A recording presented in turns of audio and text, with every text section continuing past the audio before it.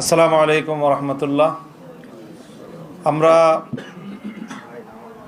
এই যে নির্বাচন গতকাল হয়ে গেল, এখানে ব্যাপক মানুষের উৎসাহ এবং উদ্দীপনা সহ উপস্থিতিতে আমরা স্বাগত জানিয়েছি এবং বাংলাদেশ স্থিতিশীল হবে সেই প্রত্যাশা আমরা ব্যক্ত করছি।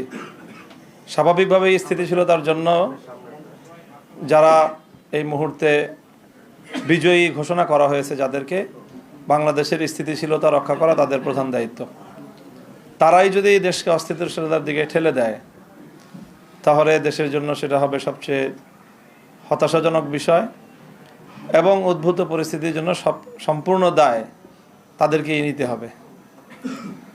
আমরা অত্যন্ত দ্ব্যর্থহীন ভাষায় বলতে চাই, জুলাই বিপ্লবের চেতনাকে যদি ধ্বংস করার চেষ্টা করা হয় তাহলে সেখানে আমরা আনকম্প্রোমাইজ থাকব। আমরা কোনো নমনীয়তা এবং কোনো ধরনের কম্প্রোমাইজ জুলাই বিপ্লবের চেতনার ক্ষেত্রে আমরা করতে পারবো না। কাজেই সকল মহলকে আমরা সেই বিষয়ে আমরা স্পষ্ট বার্তা দিতে চাচ্ছি। তারপরে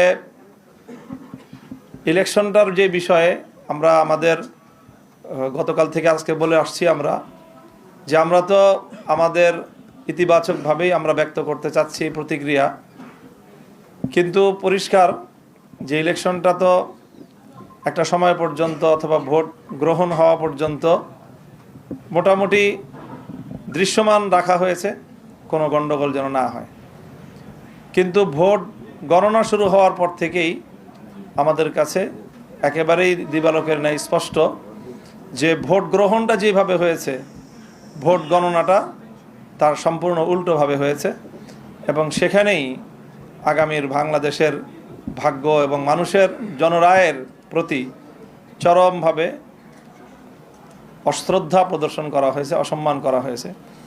এটা যারা করেছেন বাংলাদেশের কাছে তাদেরকে দায়ী থাকতে হবে ইনশাল্লাহ।